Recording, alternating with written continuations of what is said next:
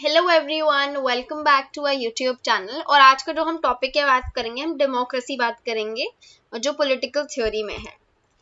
हमें पता है कि अनअकैडमी का जो ये प्राइस है, जो हमें डिस्काउंट मिल रहा है 10% का, वो बहुत लिमिटेड पीरियड ऑफ टाइम के लिए है। तो अगर आपको ये प्राइस में डिस्काउंट चाहिए जो आपको 10%, तो आपको ये कोड अप्लाई करना पड़ेगा। और उसके बाद अगर आप ये कोड नहीं अप्लाई करोगे अभी और आपको बाद में चाहिए होगा, तो उसके बाद जो है प्राइसेस वो बहुत इंक्रीज हो जाएंगे। तो ये गोल्डन अपॉर्चुनिटी है कि आप 10% डिस्काउंट यूज करें अभी। Unacademy Aspire is providing you with the All India free mock test for civil service aspirants under UPSC CSE Prelims 2020 Paper 1 JS, and it will be conducted on every 10th and 25th of every month, and we will provide you with the exciting prizes and scholarship for all top 50 rank holders. And it was conducted on 10th October at 10 a.m. sharp. As we all know that UPSC CSE complete batch preparation courses is already started from 5th October 2020, and we have 3 batches. The first batch is in Hindi English both, that is bilingual. The second is in Hindi, and the third is in English completely. So in whichever language you're comfortable in, you can enroll for that batch course. This one subscription has like unlimited benefits, like you can learn from your home, you have unlimited access to all courses, top educators of India in one platform, full syllabus coverage, double doubt clearing session, live test series, study material will be given to you in form of PDF format, answer writing session under our mentor and guidance. This is also a one-stop solution for your complete UPSC CSE preparation.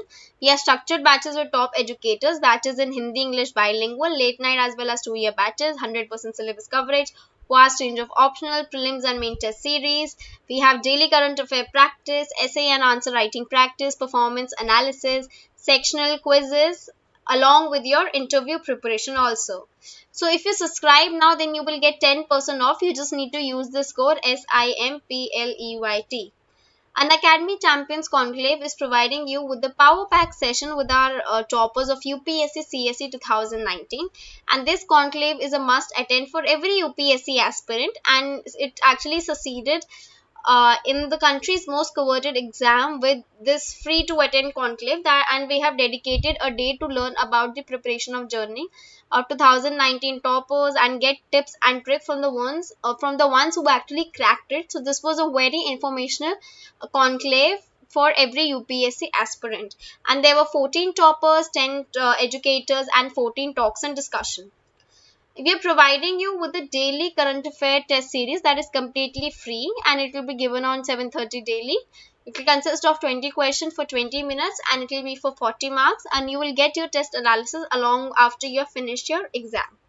So if you really like our channel, you can join on YouTube, Telegram, and Facebook. So let's start. So as we all know that democracy has been used in the tradition of Western political thought since the ancient time, we can see, and it was derived from the Greek word that was from the root demos, which means the people, and the cracy, which means rule or the government.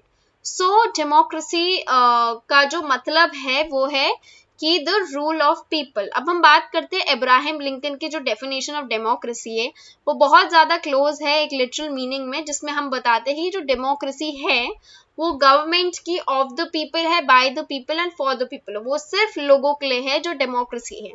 अब हमें पता है कि democracy एक form of government है जो imply करती है कि इनका अल्टीमेट अथॉरिटी ऑफ गवर्नमेंट है वो इन्वेस्टेड है जो ऑर्डिनरी लोगों के पास जितनी पावर है. और इसके बाद जो पब्लिक पॉलिसी है वो एक्चुअली बनाई गई है ताकि कंफर्म कर सके हम जो विल ऑफ पीपल है, ताकि उनके विल के अकॉर्डिंग और हम उनको सर्व कर सके, उनके इंटरेस्ट है.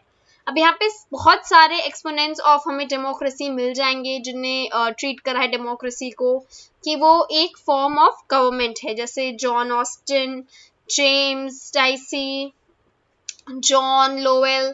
तो ये बहुत सारे जो प्रोमिनेंट सपोर्टर्स हैं, ये बहुत ज़्यादा प्रोमिनेंट सपोर्टर्स हैं डेमोक्रेसी के लिए. अब जो लोवेल है उसने ये भी कहा था कि डेमोक्रेसी है एक एक्सपेरिमेंट है जो गवर्नमेंट में. तो सेवेल ने ये भी डिस्क्राइब करा है कि ये जो गवर्नमेंट है वो है सबके लिए है और सबका एक एक और सबका शेयर है डेमोक्रेसी में. उसके बाद हम आते हैं क्लासिकल नोशन ऑफ डेमोक्रेसी। अब हम देखते हैं कि डेमोक्रेसी जो है वो काफी एक लॉन्ग ट्रेडिशन है डेमोक्रेसी का। अब जहाँ पे इनके नोशंस है उनका हमने एक्चुअली रिगार्डिंग इनको देखा है कि इसका क्या एसेंस है, ग्राउंड्स है और क्या जस्टिफिकेशंस है जो रिवाइज्ड है फ्रॉम टाइम टू टाइम। अब प्लेटो एंड एरिस्टोटल ने ये भी देखा है जो डेमोक्रेसी है एट वर्क और काफी ancient city Greek city states में, स्पेशली एथेंस में भी देखा है कि उनके कुछ फीचर्स है। जो पहला फीचर है वो ये है कि यहाँ पे जो है वो इक्वल पार्टिसिपेशन थी और यहाँ पे सब फ्री मैन थे जो कॉमन अफेयर्स में बात करते हैं, जो हम पॉलिस के हैं, जिनको हम सिटी स्टेट कहते हैं। अब इसमें भी देखा गया है कि ये जो थे वो काफी essential instrument of good life है। अब हम आते हैं कि arriving at the public decision in the atmosphere of free decision also, कि यहाँ पे जो पब्लिक डिसीजंस लिए गए थे वो काफी ज्यादा फ्री एटमॉस्फेयर में लिए गए हैं। अब जो जनरल रिस्पेक्ट है वो इसका लॉ का वो है कि वो इस्टेब्लिश हुए थे, प्रोसीजर थे जो हर कम्युनिटी के लिए थे। और इसमें जो ग्रीक्स हैं उन्होंने ये प्राइड लिया था कि इनका ये कस्टमरी लॉ है और ये बहुत ज़्यादा ही डिस्टिंग्विश करते हैं आर्बिट्री रूल से जो प्रेवलेंट है ज़्यादातर जो बारबेरियन सोसाइटी में है। अब हम देखते हैं यहाँ पे जो डेमोक्रेसी वहाँ पे एनेबल करा है कि जो मैन है वो गिफ्ट ऑफ एलिक्वेंस है, ओरेटरी है, ताकि उसको उसके थ्रू जो इनके स्किल्स है उनके थ्रू उन्हें वोट्स मिल सके लोगों के लिए। और ये सिक्योर करते हैं अपना पब्लिक ऑफिस। और यहाँ पे जो लोग होते हैं या फिर जो मैन होते हैं वो काफी ज्यादा सेल्फिश और इनकॉम्पिटेंट होते हैं जो एक्चुअली कभी कभी रूइन कर देते हैं स्टेट को। अब जो एरिस्टोटल ने आइडेंटिफाई करा है वो डेमोक्रेसी को, इसने बहुत सिंपल वे में बताया गया है कि जो डेमोक्रेसी है वो जो रूल ऑफ मेनी है। इसमें एक से ज्यादा काफी सारे मेंबर्स होते हैं कम्युनिटी में जो एक्चुअली रूल करते हैं और यहाँ पे पुअर वंस भी रूल करते हैं। अब हम देखते हैं अगर एरिस्टोटल की जो क्लासिफिकेशन ऑफ गवर्नमेंट थी तो इसने इसमें कहा था into a normal and perverted forms है जो डेमोक्रेसी है। अब जो एरिस्टोटल ने प्लेस करा था डेमोक्रेसी को जो परवर्टेड फॉर्म्स में है, क्योंकि सिग्निफाई करा था कि जो रूल है ये क्या है, मीडियोकर्स का रूल है यहाँ पे। और यहाँ पे ये सब अपने इंटरेस्ट के बारे में बात करते हैं एंड यहाँ पे कोई भी स्टेट के इंटरेस्ट में कोई भी डिसीजन नहीं लेता है। अब हम एरिस्टोटल ने उनके साथ इन सब चीजों के साथ ये भी ऑब्जर्व करा कि that no form of government is prevalent during his time was actually stable, and this led to the frequent upheavals also. So in the search of a proper stable government, Aristotle wrote in his Politics, he tried to analyze the various merits and demerits of various form of government. So the classical concept of democracy we can see was articulated by some modern thinkers. We can see particularly of England, Dicey and James also, who tried to analyze the classical concept of democracy. Now let's understand the concept of liberal democracy. As we all know that democracy is a very old concept and liberalism काफी ज़्यादा recent वाला है। अब हम देखते हैं जो liberalism है वो जनरली एक थॉट है कि ये हम डेमोक्रेसी से हटा ही नहीं सकते क्योंकि ये इनसेपरेबल है डेमोक्रेसी से। इसमें ज़्यादा वो है क्योंकि जो ये टर्म डेमोक्रेसी है वो अप्लाई हुए ताकि ये डिनोट कर सके जो लिबरल डेमोक्रेसी है अनलेस अदरवाइज स्पेसिफाइड। अब जो क्लासिकल थ्योरी की हमने लिबरल थ्योरी की बात करी थी वो तो कमिटेड थी कि वो इंडिविजुअल राइट्स के है और उनके अनलिमिटेड एक्विजिशन है, प्रॉपर्टी का है और जो भी कैपिटलिस्ट मार्केट इकोनॉमी है जिसमें ये इम्प्लाई करता है कि inequality is not only the in the economic sphere but also in the political sphere also. अब जो क्लासिकल लिबरलिज्म का जो आइडिया है वो हमें पता है कि वो 18th और 19th सेंचुरी में आया है और इनने इंसिस्ट करा था कि प्रॉपर्टी जो है वो एक क्वालिफिकेशन होनी चाहिए ताकि इंसान को मिले वो राइट टू वोट एक्सरसाइज कर सके। अब इसमें देखते कॉन्ट्रेरी में देखते कि डेमोक्रेटिक जो प्रिंसिपल था उसमें अप्लाई होता था कि सबको इक्वल ट्रीटमेंट मिलेगा, सबका इक्वल एंटाइटलमेंट होगा ईच इंडिविजुअल का, नॉट ओनली जो matter of choosing a government but also in other advantages जो बाकी सबको मिल रहे हैं from the organise social life. अब हम यहाँ पे देखते हैं कि जो कॉम्बिनेशन है वहाँ पे टू एंथेटिकल प्रिंसिपल का, एक तो लिबरलिज्म और डेमोक्रेसी, जो एक दूसरे से इनएविटेबल हो गए लेटर फेज में क्योंकि उनके हिस्टोरिकल रीजंस की वजह से। अब हम आते हैं प्रिंसिपल्स क्या है डेमोक्रेसी के। पहला जो प्रिंसिपल अप्लाई होता है वो है कंसेंट। तो डेमोक्रेसी में कंसेंट बहुत ज़्यादा इंपॉर्टेंट है। कंसेंट मतलब ये है कि हम उन्हें एक्चुअली कंसेंट देते हैं गवर्नमेंट को जिसमें उन्हें लोगों का कंसेंट मिलता है जो हमें पता चलता है वोट के थ्रू। अब जो उसके बाद आते हैं सेकंड में पब्लिक अकाउंटेबिलिटी। पब्लिक अकाउंटेबिलिटी हम ये देखते हैं कि गवर्नमेंट जो भी मिसहैप्स होते हैं, कुछ भी होता है, तो उसमें वो अकाउंटेबल होते हैं, कोई भी डिसीजन मेकिंग अगर वो हमारे बिहाफ पे कर सकते हैं। हम देखते हैं जो थर्ड चीज यहाँ पे जो प्रिंसिपल है कि यहाँ पे सिर्फ मेजोरिटी का रूल होता है, और यहाँ पे 50+1 या फिर मेजोरिटी है जिसकी ज्यादा होती है वही रूल करता है। और यहाँ पे हम देखते हैं कि यहाँ पे जो फोर्थ फीचर है वो है रिकग्निशन ऑफ माइनॉरिटी राइट्स। तो यहाँ पे हम जो माइनॉरिटी राइट्स को है वहां पे हम प्रिजर्व करते हैं डेमोक्रेसी में। एंड जो फिफ्थ है वो है कॉन्स्टिट्यूशनल डेमोक्रेसी गवर्नमेंट, बिकॉज जो हमारा जो गवर्नमेंट और जो पूरी कंट्री वो रन करते हैं वो एक कॉन्स्टिट्यूशन के थ्रू करते हैं, जो एक लॉ बुक होती है जिसमें सब कुछ बताया जाता है कि हमारी कंट्री कैसे फंक्शन करेगी, क्या रूल्स हैं, क्या उनकी प्रिविलेज है, क्या ड्यूटीज है, और ये सब बताया जाता है ताकि एक प्रॉपर प्रोसीजर मिले ताकि हमारी कंट्री कैसे फंक्शन कर सके। अब हम पहले टॉपिक पे जो इसमें बात करते हैं, जो पहला प्रिंसिपल है वो है गवर्नमेंट बाय कंसेंट डेमोक्रेसी। अब यहाँ पे देखते हैं जो गवर्नमेंट है वो क्या है, कंसेंट ऑफ पीपल के थ्रू आती है। यहाँ पे एक प्रॉपर रैशनल कंसेंट होता है जो हम ऑब्टेन करते हैं through the way of persuasion है, जो एक एटमोस्फेयर में होता है, जो एक प्रॉपर फ्री डिस्कशन हो तो बहुत ज्यादा इंपॉर्टेंट हो जाता है। अब हम देखते हैं कि यहाँ पे कोई भी रिजेम आए चाहे वो कंसेंट ऑफ पीपल के वो एक्चुअली ऑब्टेन करते हैं, but without the freedom of expression of divergent opinions. So it does not actually qualify for being a proper democracy, even it actually maintains the certain democratic institutions in its regime. So discussion can be understood at two levels over here. First is among the representatives of the people in the legislative assembly, where the members of opposition also have the full say in the decision making that will be taken place. And second, we can see that at the public level where there is a direct communication between the leadership and the people, the mass media also tries to serve as a very effective channel of communication between the leadership and the people. Now let's talk about the second one, that is the public accountability. As we know, it is based on a proper consent of people, so it must constantly remain very answerable to people who actually created it. सो यहाँ पे जो देखते हैं हम कि John Locke ने बोला है कि एक थॉट ऑफ गवर्नमेंट है as a trustee of power है जो उनके पास दी गई है, कि वो लोगों ने दी ताकि उनके प्रोटेक्शन हो सके उनके खुद के नेचुरल राइट्स में। और उनके नेचुरल राइट्स में क्या आते हैं, लाइफ, लिबर्टी और प्रॉपर्टी। और उसके बाद उन्हें ये लगता है कि अगर वो नहीं, वो उन्हें कभी कभी ये भी लगता है कि वो नहीं फुलफिल कर पाए तो वो एक्चुअली उन्हें कभी फुल्ली ट्रस्ट नहीं करेंगे इस पे। He also said that he wanted people to remain a very constantly vigilant upon them, and he thought of the people as the household keeper, as a householder who actually appoints a proper watchman for protecting their house, and then he himself awakes to keep the watch on the watchman. And the second thinker is the Jeremy Bentham. So he actually tried to he said that the liberal democracy is a political apparatus that would ensure a proper accountability of all its governance that will able to govern it.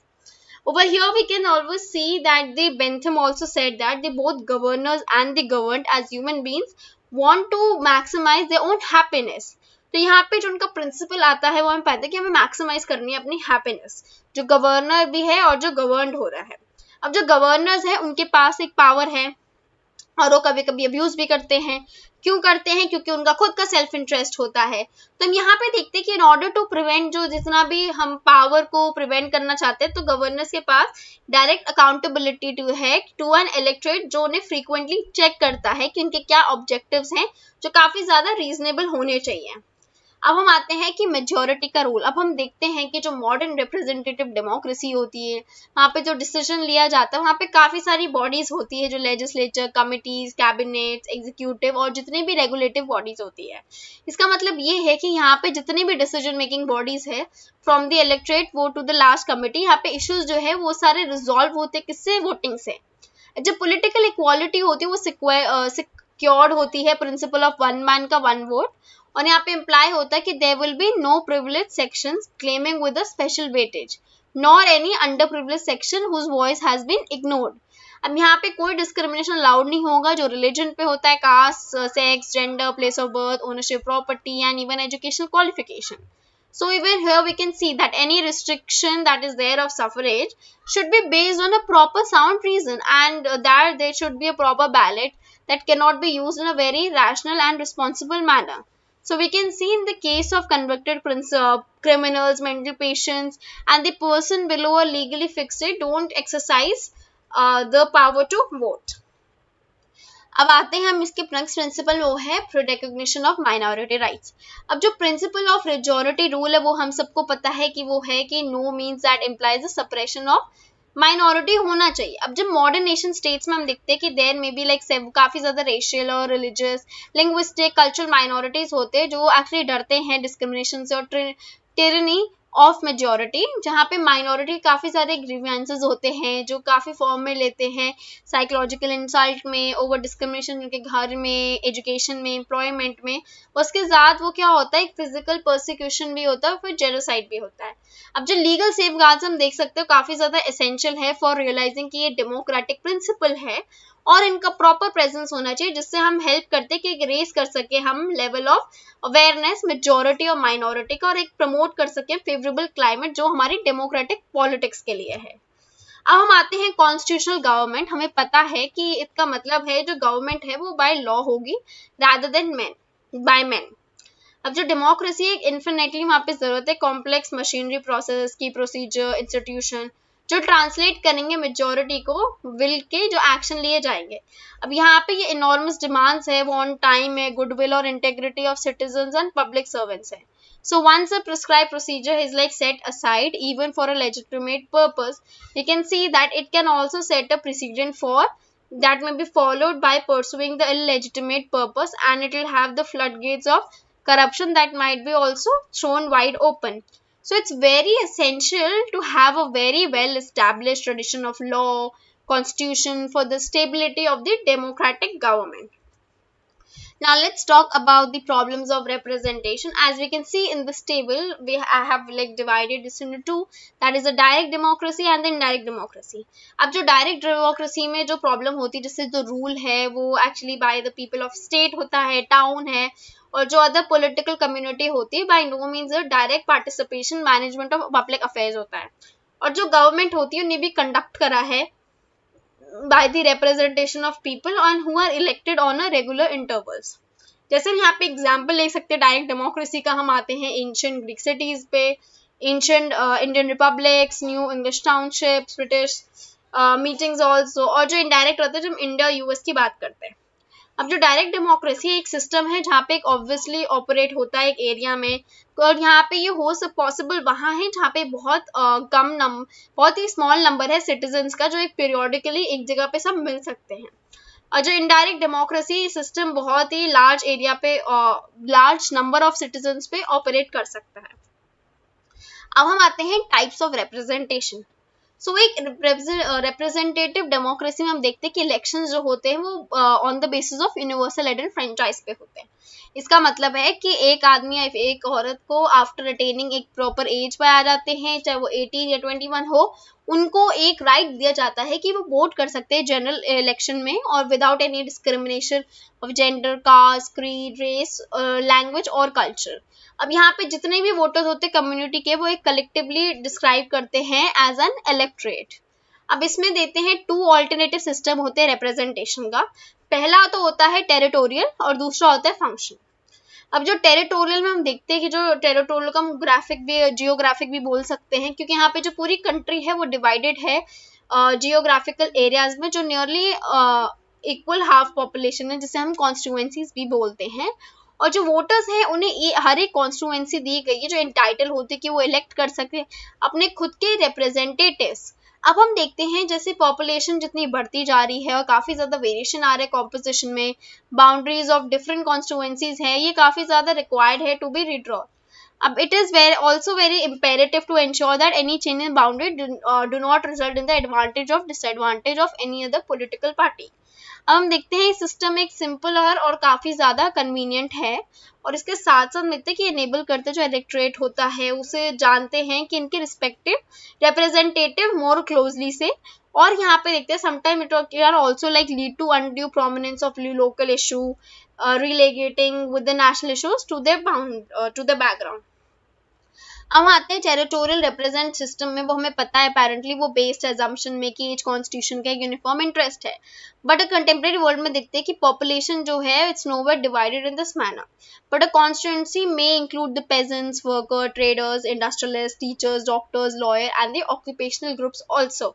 So in order to take care of the every interest of the different types of groups, in this case it is actually sometimes made to introduce the formal functional representation also. So what does functional representation means? It means that जो लोग होते जो एक belong करते हैं proper occupation का या फिर उनके कोई फंक्शंस होते हैं वो अलाउड होते हैं ताकि वो इलेक्ट कर सके अपने खुद के रिप्रेजेंटेशन का रिप्रेजेंटेटिव्स, और इस बेसिस पे अब जो ये रिप्रेजेंटेटिव्स हैं इन्हें ये भी वोट मिलता है कि इश्यूज पे कर सके जो रिलेटेड होते हैं एक स्पेसिफिक फंक्शंस के। अब हम आते हैं इलेक्टोरल सिस्टम पे। अब हम देखते हैं कि एक रिप्रेजेंटेटिव डेमोक्रेसी में जो इलेक्शन होता है वो एक प्रोसेस है जिससे जो मेंबर्स ऑफ अ कम्युनिटी और ऑर्गेनाइजेशन है वो चूज वन करते हैं या फिर मोर देन वन पर्सन करते हैं ताकि वो एक्सरसाइज कर सके अपनी अथॉरिटी को उनके बिहाफ पर। जो प्रोविजन होता है इलेक्शन का डेमोक्रेसी में वो तुम्हें पता है कि वो इंटेंडेड होता है to ensure that the government का विल एक्सरसाइज करते हैं, इसके पावर होता है कंसेंट के साथ वो भी गवर्न करते हैं। अब जो इलेक्शन होते हैं it actually tries to lens the legitimacy also to the authority of government, और एक प्रॉपर सोर्स होती है लेजिटिमेसी का जिसको हम रिगार्ड करते हैं, it is also regarded as very important in the modern age. अब हम देखते हैं कि जैसे कोई नॉन डेमोक्रेटिक है या फिर टोटलिटेरियन सिस्टम है वहां पे भी वो एक लेजिटिमेट अथॉरिटी होती है through the facet of elections. अब इलेक्टोरल सिस्टम है वो एक्चुअली डिनोट करता है methods by which first we can also see that a voter is required to indicate his or her choice of the candidate or a political party out of those who are contesting in the election, and the votes that can be obtained by a candidate or a political party are also like translated into the allocation of proper seats and offices. Now let's come on to the plurality system. अब ये जो principle है वो based है first past the post पे applied होता है जहाँ पे दो candidates होते हैं इस field में एक सीट के लिए, और यहाँ पे कोई there will be no problem in deciding a winner, क्योंकि यहाँ पे जो अगर 3 or more candidates होते हैं वो simple member constituency में जो वोटर को required होता है to vote में पर एक कैंडिडेट में, यहाँ पे जो प्रिंसिपल है first pass the post system का कि यहाँ पे अप्लाइड होता है टू डिसाइड द इलेक्शन, उससे इम्प्लाई होता है कि कोई भी कैंडिडेट ऑब्टेन कर सकता है लार्ज नंबर, वो ही डिक्लेयर होगा और वो ही इलेक्ट होगा। इसके लिए it is not necessary for him to secure absolute majority, but it is also necessary for him to secure more than 50% of the total valid votes. So this practice has been like widely followed in the elections. We can talk about the British House of Commons, American House of Representatives, Indian House of People, Lok Sabha and the Legislative Assembly that are based on this system. Now let's talk about the majoritarian system. So as we know that a candidate who is actually required to obtain an absolute majority, that is a more than 50%, also requires to validate the vote to cast to win the election. So if there are only 2 candidates in this field for one seat, there will be no problem deciding the winner. But if there are 3 or more contested in a single member constituency, then the no candidate wins with the absolute majority. So some method has been evolved to decide the winner. Now let's come on to the proportional representation. So as we know, the system has been like adopted by a lot of multi-member constituencies also. तो इसमें क्या secure करते हैं एक fair representation होती है जो minorities की और मेजॉरिटीज की दोनों, और ये काफी ज्यादा कॉम्प्लेक्स सिस्टम है ये जिसमें ये इम्प्लीमेंट करता है सेवरल मेथड। जैसे पहला तो जो लिस्ट सिस्टम है, अब इस सिस्टम में हम देखते हैं कि जो बैलेट है कंटेन करता है सेपरेट लिस्ट है कैंडिडेट्स के ऑफ डिफरेंट पॉलिटिकल पार्टीज है, और जो वोटर्स है वो रिक्वायर्ड है ताकि ये मार्क कर सके ऑन वन लिस्ट और according to their own choice. अब उसके बाद हम आते हैं सिंगल ट्रांसफर वोट। इसमें जो है वो एक अंडर दिस सिस्टम हम देखते हैं कि जो वोटर है उसे रिक्वायर है कि वो इंडिकेट कर सके अपनी खुद की और वो ऑर्डर कर सके प्रेफरेंसेस जो against the names of different candidates हैं। अब यहाँ पे जो ईच कॉन्स्टिट्यूएंसीज है उनका एक खुद का कोटा जिन्हें सेटअप कर सका है विच actually is usually equal to the total number of valid votes that is divided by more than the number of available seats and plus 1. So here we can also see that the number of valid votes are there that are cast and there are number of seats that needs to be filled plus 1. Now let's talk about the methods of minority representation. So democracy में हम यहाँ पे बात भी करेंगे कि minority के क्या कैसे represent करते हैं। अब ये जो सिस्टम है प्रोपोर्शनल रिप्रेजेंटेशन, ये काफी सारी प्रॉब्लम सॉल्व करता है माइनॉरिटी रिप्रेजेंटेशन के लिए एक एक्सटेंट तक, और यहाँ पे हाइटली प्रोवाइड करता है एक फाइनल सोल्यूशन जो होने चाहिए इस कॉम्प्लेक्स सिचुएशन के लिए। अब जो यहाँ पे काफी सारे डिवाइसेस वर्कआउट करे ताकि प्रॉब्लम सॉल्व कर सके, तो यहाँ पे दो मोस्ट इंपॉर्टेंट कर दे, एक तो कॉन्करेंट मेजोरिटी एंड यहाँ पे कॉन्स्टिट्यूशनल डेमोक्रेसी। अब हम आते हैं कॉन्करेंट में। इसमें क्या होता है, जो यूएस में during the first half of the 19th century, इस पे बहुत ज्यादा डिबेट हो चुका है between the north and the south in the question of abolition of slavery. अब जो साउथ है वो डिपेंडेंट था एक प्लांटेशन इकोनॉमी में, जो प्लीड करता था कि कंटिन्यूशन ऑफ स्लेवरी होनी चाहिए, बट द नॉर्थ जो एडवांस हो रहा था on the road of industrialisation, वो एक्चुअली चाहता था कि जो अबॉलिशन ऑफ स्लेवरी हो, ताकि एक इंश्योर करते सप्लाई ऑफ वर्कर्स होने चाहिए from a newly setup industries में जहाँ है। अब जो नॉर्थ ने मेजोरिटी मिली जो अमेरिकन कांग्रेस है, और देयरफॉर उन्हें मोस्ट लाइकली वो केस जीत गया। और इस जंक्चर में जो जॉन कैलन था, एक एलोक्वेंट स्पोक्समैन था जो साउथ का, उन्हें एडवांस करते एक प्रिंसिपल ऑफ कॉन्करेंट मेजोरिटी। इसमें क्या होता है, वो एक्चुअली जो इंटरेस्ट होता है वो है ना सेफगार्ड करते हैं जो साउथ के थे, जो एक्चुअली माइनॉरिटी में थे और जो केस हार गए थे।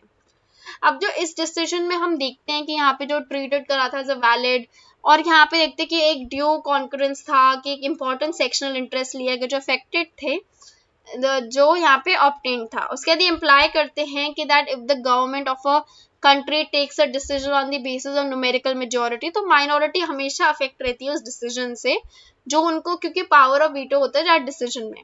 अब हम देखते हैं उसने प्रपोज करा कि रिप्लेस करना चाहिए प्रॉपर प्रेवलेंट फेडरल सिस्टम जो यूएस का है बाय कॉन्स्टिट्यूशनल स्ट्रक्चर वेयरिन हर एक इम्पॉर्टेंट इकोनॉमी में फंक्शनल और regional interest of the country, so it would have a very right to indicate its organ of self expression and the concurrence of all the organs that would be necessary for every important decision. अब देखते हैं कि America में जो proposal था वो कभी accepted नहीं था, बट इस प्रिंसिपल इन्वोक करता है क्वेश्चन के जो रोल ऑफ माइनॉरिटी का होता है डिसीजन मेकिंग में। उसके बाद हम आते हैं कॉन्स्टिट्यूशनल डेमोक्रेसी। अब ये जो सिस्टम है ये इन्वॉल्व करता है इलेबोरेटिव अरेंजमेंट है, ताकि ये इंश्योर कर सके कि माइनॉरिटी की रिप्रेजेंटेशन है, और इसमें इसको एक्चुअली रिगार्ड करा है कि ये सूटेबल है गवर्नेंस को सोसाइटीज के लिए। और यहाँ पे इसे डीपली क्या कहते हैं डिवाइड करा गया religious, ideological, linguistic, religion, cultural basis पे जितने भी डिफरेंसेस हैं। अब यहाँ पे 4 मेजर प्रिंसिपल्स आते हैं। जो फर्स्ट 2 है वो प्राइमरी इंपॉर्टेंस है, और जो लास्ट 2 है वो सेकेंडरी है। पहला तो ये कि एग्जीक्यूटिव जो है उनकी पावर शेयरिंग होगी। इसका मतलब ये है कि वो एंटेल करेंगे ग्रैंड कोलिजन का जो रिप्रेजेंटेशंस में होगी, और ये काफी सिग्निफिकेंट होंगे सेगमेंट्स। उसके ऑल्टरनेटिवली उन्हें प्रेसिडेंसी और जो अदर हायर ऑफिसर्स है जो एक्चुअली रिजर्व्ड है for different segments of society. उसके बाद सेकंड आते हैं हम ग्रेटर ऑटोनॉमी में, जो डिफरेंट सेक्शन में जिसको इम्प्लाई करते हैं कि डिसीजंस है वो सारे इश्यूज पे कॉमन कंसर्न हो, and it should be actually made jointly by the representation by all the important segments. अब हम देखते हैं कि on the other hand the various issues that are concerning to the various segments decision making should be actually left to the some concerned segment also. Now let's talk about the proportionality over here, that is the third. So under this provision we can also see that the various allocation of political offices, administrative appointments and the public fund is also to made in proportion to the population of the segment also. And the fourth is the minority veto. We can see the ultimate weapon of minority segment is to protect their own interest also. So यहाँ पे देखते हैं कि possible है कि जो minority है वो पार्टिसिपेट कर रहे हैं कोलिजन में, और वो आउटवर्ड हो जाते हैं मेजोरिटी में। एक इशू तो इन्वॉल्व होता है कि यहाँ पे उनके वाइटल इंटरेस्ट भी प्रोटेक्ट हो सके। अब इस केस में हम देखते हैं जो राइट है वेटो का वो भी इन्वोक्ड होता है बाय माइनॉरिटी, जो प्रोटेक्शन होती है उनके पोजीशन में। और ये काफी ज्यादा वर्ल्ड में ये वाला ट्राई करा गया, जैसे हम ऑस्ट्रिया कैथोलिक में, सोशलिस्ट पार्टी में जो फॉर्म हुए थे कोलिजन में 1945 से 1966 तक, नीदरलैंड्स में प्रिंसिपल अडॉप्ट भी किया था, लेबनान में करा था, और ये काफी ऑपरेटिव रह चुके हैं। अब ये फैक्ट प्रोवाइड करता है कि एक वर्किंग गवर्नमेंट को सोसाइटी में बहुत ही शार्पली हम डिवाइड करते हैं काफी इंटरेस्ट में।